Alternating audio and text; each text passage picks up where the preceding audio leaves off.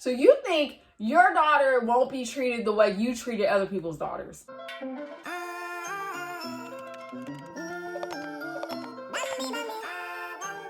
Okay, guys, so we're back with episode 4 of Insecure season 4. It's called Lowkey Losing It, and I'm not gonna lie, I had a really good time this episode. I feel like the season is definitely picking up, and I'm into it. So first, per usual, I'm going to give my recap of the episode and then my review and all my thoughts and feelings in between. So here we go. The episode opens up with Issa working on the block party, and you hear a little banging at the door, and we are reminded that Issa does have a job. They keep acting like Issa does not have a job. She does. She is a building manager, like a property manager at this apartment complex that she lives in. That's how she got the apartment, if you remember. And it's a gang of residents outside banging on her door because apparently the water has been cut off. And apparently Issa had no idea that this had happened. So all the residents, they like flood into her apartment. They're upset. And it's just really funny, like witty situation, them going back and forth. And she realizes, she's like, oh, I guess it was something that she did that caused the water to not be off. And she said she's going to take care of it. So I think this is like a good precursor to the episode because everything's been going really, really smooth for Issa. And now we're starting to see that things aren't it's not going so great. It's just not going so great. So 1 month away from the block party, the next scene, we see Molly at her apartment, which she has a very, very beautiful apartment. But anyways, she's working on her, like, you know, she's a lawyer, so she's doing some work she took home, working really hard.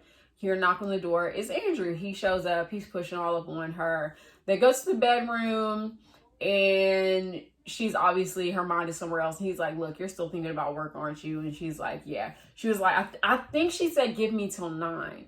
So she goes back in, she's got her wine, she's working hard. Next thing you know, when she's done, she looks down at her phone, and it is 1:42 in the morning.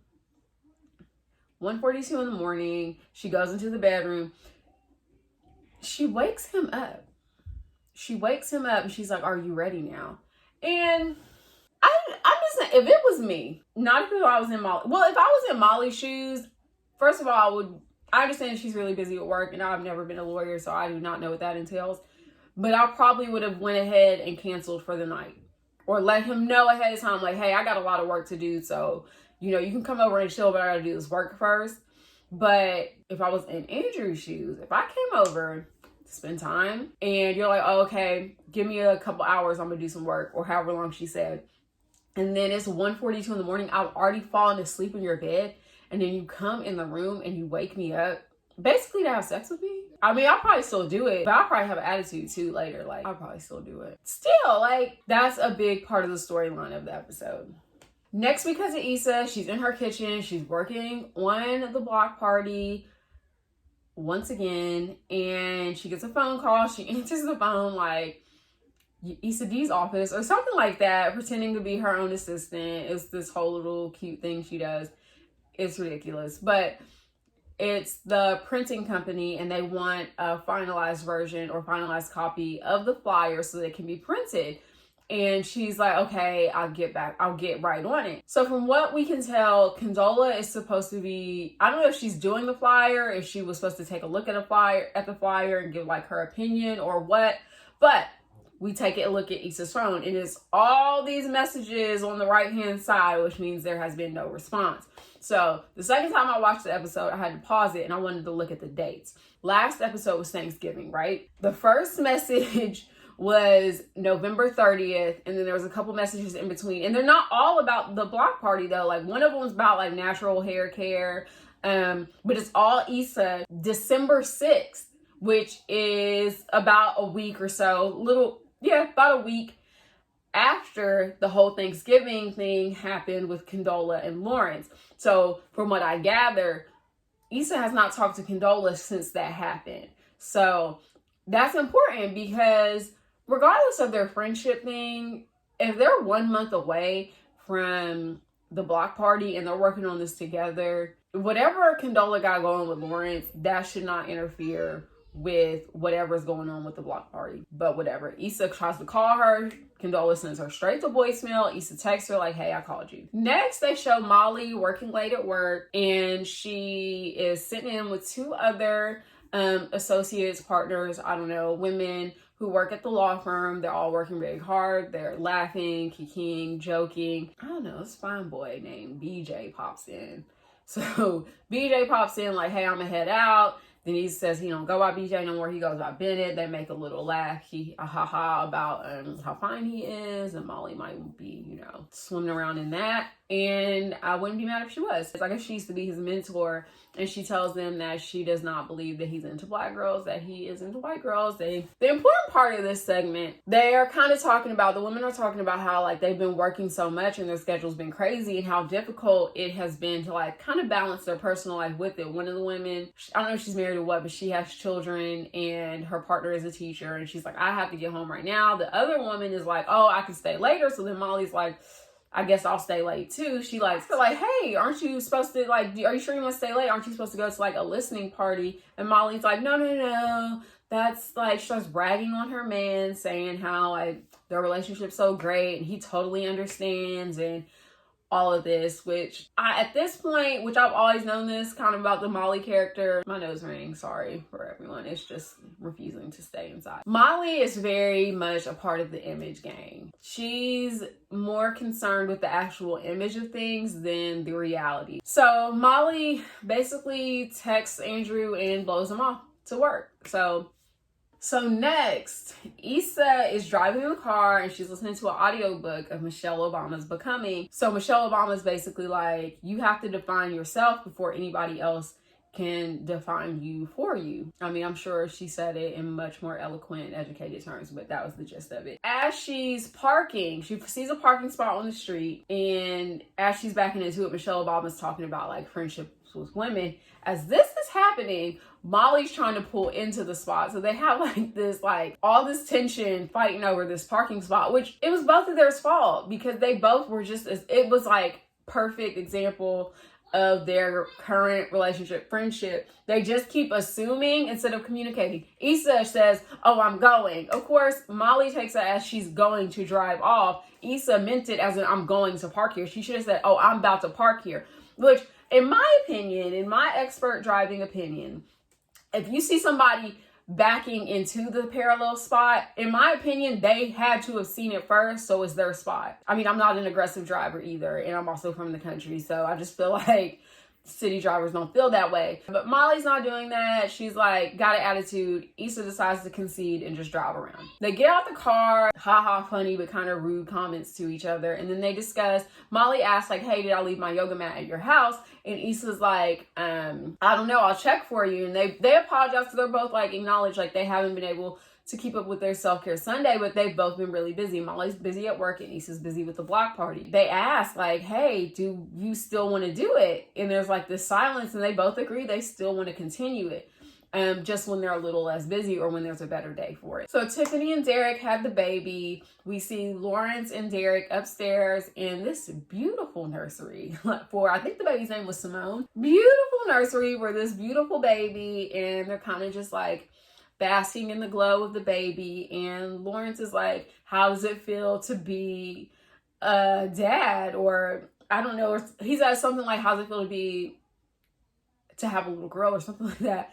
And Derek, who he's one of my favorite characters on the show because he's one of the characters who seems to have the most sense, he's like, it's effed up, which I was not expecting him to say that, but he's like, it's effed up. And Lawrence is like, why? And he starts to go into like, it's not a rant. It's like this pseudo introspective like talk about how like, he's like, I've done some really grimy, shady stuff to women, and all those women were daughters.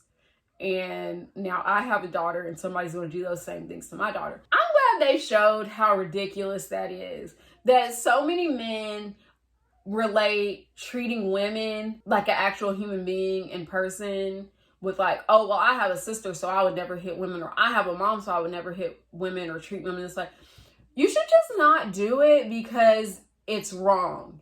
You shouldn't have to have a sister or have a daughter or somehow remember your mother to treat women with respect or start to consider their feelings. Not that I think Derek's obviously, he seems like a really good guy on the show. I like his character. But anyways, I digress. Downstairs, we see all 4 of the girls. It's Tiffany, Tasha. Why I always call her Tasha. Her name is Kelly on the show. So it's Tiffany, Kelly, Molly, and Issa. They're helping. Tiffany's taking a drink while they're basically all just like folding clothes, helping her with laundry, stuff like that. And they tried to make Tiffany look bad, which I would think, I guess that Tiffany, because she's always so like, because Tiffany's always so polished, I guess that was her version of looking bad, but she did not look bad. I mean, I could see her wig was askew, but I mean, mine's always messed up, so whatever. So while Tiffany's talking about her experience, she's talking about, you know, I guess Derek, while he was there, was taking care of her, and she was very turned on by it, and that prompted Molly to start giving relationship advice. And she starts talking about how like Andrew's there for her at any hour in her time of need. And as she's saying this, Issa makes a joke while she's saying this and was like, well, look at you over there at Red Table talking. And everybody instantly busts out in laughter because it was funny. Molly instantly takes everything too seriously because Molly takes herself too seriously. And Issa tells her, like, I was joking. And as this is all happening, Issa gets a phone call and it says, do not answer. And it's from Trina, which is one of her tenants. And she ignores it. And that just goes back to the thing is, Issa ain't gonna have a job for too long. I keep trying to preach that Issa got this job that everybody thinks she don't have, but she don't act like she have a job. Because granted, obviously Trina and most of those tenants there are annoying. That doesn't mean you can ignore them when you feel like it, because it may be an issue going on at the apartment, which is ultimately your priority. After she ignores the phone call, she asks Tiffany, like, hey, where do you want me? I think so, whatever she was folding, like, hey, where do you want me to put this? And Molly makes this backhanded comment, this snotty little answer that's like, oh, we decided last week when you weren't here that we were going to put them there. And Issa's like, okay, like, she's so unnecessary. I need to rewatch the first couple seasons, like season 1, season 2, to see if like they're exaggerating this with Molly or have I just not noticed it as much. Next, Tiffany, and they hit the baby's crying. So Tiffany and Molly go upstairs to go help with the baby. Kelly's sitting there being goofy Kelly self, and Issa tries to ask Kelly, like, has Molly said anything to you? And Kelly being Kelly's like being silly and goofy and it's like, did you sleep with that Andrew? And they're like, no. But she's like, this part was interesting. So I'm gonna say this part was interesting because it's almost like we got to kind of hear out of their mouths what they think their issues are with each other, just not to each other. So doesn't solve the problem, but at least we kind of get to hear. And Issa kind of vents to Kelly that she feels like Molly treats her like she's the messiest person on earth when Molly got her own mess too. She's staying a mess too. Kelly's like, maybe she's just taking things out on you. Have you talked to her about it? And Issa's like, well, no, I kind of just feel like Molly sees me how she sees me. And I see, that's the thing is Issa needs to talk to Molly about it instead of just assuming, but they make a point damn near almost every episode to show like the socioeconomic disparity between the two. Like for instance, when they were in the grocery store, Molly's buying like 15 avocados, which are not cheap. And meanwhile, Issa is like putting stuff back on random like shelves because she says she can't afford it. So I think that sometimes Issa may feel like Molly is presenting herself as better than her. I don't know. Then after Issa vents this to Kelly, Kelly's just like, okay. And I was like, whose friendship is like this where you just say, okay. That is not okay. But I'm assuming they just continued the conversation because then we cut to, yeah. So as they're talking, Lawrence comes downstairs. Now, Kelly said Lawrence is looking real provider-ish. And he was looking real provider-ish and real fine. And he has started to get some stubble from some beard, which has definitely jumped him from about here to here. And then his arms were all muscular. So he was looking real. I was like, that's the Lawrence I fell in love with. Not this scrawny Lawrence that they had on episode 1. Issa goes over there to go like catch up with Lawrence or whatever she was doing. And they cut to upstairs with Tiffany and Molly. So as they're talking about the baby, Molly peeps out the window and sees that Issa's outside talking to Lawrence. And they looked like they were social distancing. They were not close to each other. They were not all up on each other. They were literally just having a good time, like joking, obviously, with each other. But the hater in Molly jumped out, and she can't help but just be shady about it. And so Molly tells Tiffany, like, I feel like Issa tells me that I'm still the old Molly, but look at her, she's still in some old shit too. And then refers to her being outside with Lawrence. And Tiffany's just kind of like, that situation's complicated. In that moment, I believe Andrew texts Molly like, hey, are we going to the movies later? And Molly says like, no, I'm still on baby duty and I have like some work to do. I'll have to like rain check you. And once again, she's blowing off Andrew, so keep that in mind. So Molly's like, well, when shit goes south for Issa, she's gonna try to rope me in. And Tiffany's like, look, there's obviously a communication breakdown, which, duh. So they finally cut to Issa and Lawrence outside. And so Issa tells Lawrence that she's been really like stressed out about the block party. And she tells him like, I haven't been able to get a hold of Condola. And Lawrence, he's like giving off this body language and making these faces like he knows something's up, because we remember last episode him and Condola had that conversation, which I'm assuming they had other conversations or an extended conversation after that. And he's like, I've been meaning to tell you something. As he says that, Issa gets a phone call. Issa answers the phone. She gets terrible news that her headliner, who was Schoolboy Q, is dropping out from the block party, and she's really upset. Like, Lawrence hears her. So he asks like, what's wrong? She's like, she's totally upset. She's like, look, my headliner dropped out, like, and he's like, damn. And let me tell you something. Let me get comfortable. If Condola is the reason why Schoolboy Q dropped out of this block party, listen, when I first, because I watched the episode twice. The first time I watched the episode, that thought didn't cross my mind. The second time I watched it, the way Lawrence was acting, I really hope that Condola don't have nothing to do with Schoolboy Q. That it's just all coincidence that this is all just happening at one time. Because if she's the reason why Schoolboy Q dropped out, she is so foul. Because at the end of the day, whatever conversation Lawrence and Condola had, Issa didn't have nothing to do with it. That was on them. That is communication breakdown that they should have had in the beginning about where they stood, that they did not have with their expectations. Issa didn't have nothing to do with that. And that's so unprofessional to work with somebody on such a huge event and then try to sabotage it all over a nigga. Like, that is ridiculous to me. But we don't know. So before I go in on Condola, we don't know. It could just be coincidence. So in that moment, Issa's really upset. She comes back in the house to let the girls know, like, hey, I gotta go, because she's gotta solve this problem. It's a 1 month away. She just printed the flyers. Like, she needs to figure out what she's going to do about her headliner. So when I tell you, I don't, maybe it's me. Maybe I'm going through something. But at this moment, that's when I wanted to smack the shit out of Molly.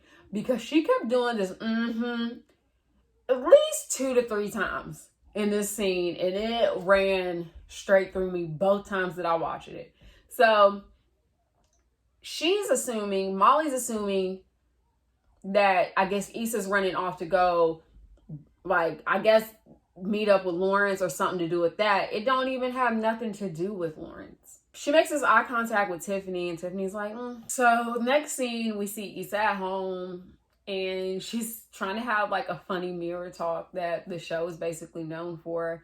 And the mirror is talking back like, I got my own problems. My life is actually worse than yours on this side. Like, I'm tired of hyping you up. It was just really, really funny. So next scene, we see Molly and Andrew. They're finally at dinner. And they're having a good time or whatever. And Molly's like, okay, so after this, she starts making plans. And Andrew's like, actually, I made plans with my friends later. And Molly's instantly upset. She's like, is this not date night? And he's basically like, I mean, it is, but you've been blowing me off lately, so I didn't think you was going to be available, so I went ahead and made plans. So she's like upset about it, and he's like, well, you know, I'll cancel. And she's like, no, it's okay. What do you, if you, listen, if you blow somebody off, it's almost like she wants Andrew to be on her time. And they both have really, like, I would think, time-consuming jobs. And I get that he's trying to be flexible, but I understand there's only so many times you're about to blow me off before I'm just going to live my life. Like, oh, forgot.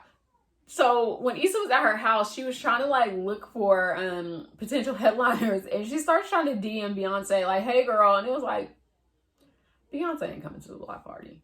Beyonce is not coming to the block party. So Issa is looking for a local LA artist while she's getting some food at a food truck, and she comes across an artist that apparently is managed by Live Nation, and I believe that's where Andrew works.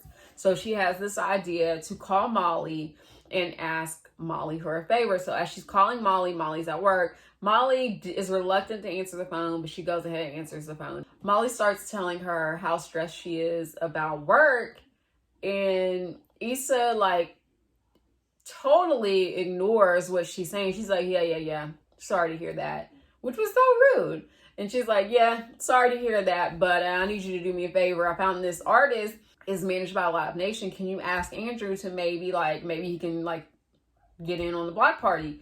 And Molly's reluctant. She's like, I'm not trying to ask, but she's like, okay, which I understand why she was upset about that. I totally get that, because Issa was totally tone deaf to whatever Molly was given, and it's just, their relationship is just so foul right now. So after that, we see Molly show up at Andrew. She has some peace offering gifts, and she's like, can we talk about the other night? And they go and sit down on the couch, and I thought they was about to break up. I'm not gonna lie, because Andrew was like, it's looking like our schedules are just not compatible.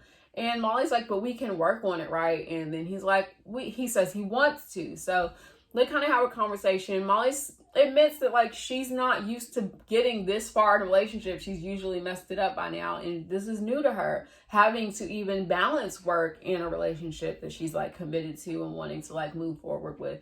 So they kind of agree to like try to work on things. It shows Molly is in the bathroom and she's calling Issa. So Issa answers the phone really excited, like, oh, you work fast. Like, so what did he say? Like, and Molly's like, actually, I did not ask him, and I don't plan on asking him. And Issa is upset, and she asks why, and Molly's like, look, I'm just trying to keep these things separate, and yeah, she just wants to keep it separate, and she's not going to pull Andrew into it, and that's that. So they get off the phone, and that's the end of the episode. Like I said, I enjoyed this episode. There was a lot of juicy stuff. The meat and potatoes of the season is coming. I didn't talk about the most important thing. Nathan called during when Issa was trying to pull into the spot. He was calling and she didn't answer, and then he left a message. Nathan's voice is fine. Nathan's fine, but his voice was sexy. And he was basically congratulating her. So he said that Andrew told him about the block party, and he was congratulating her on the success and that he was happy for her. And he was basically saying like, I know you may not want to talk to me right now and you may not want to see me, but I just wanted to say like, I'm proud of you. And he hangs up, and she kind of smirks, and it was cute. But yeah, so I don't know if they were just doing that as like a callback to last season, or if we're going to see more of Nathan.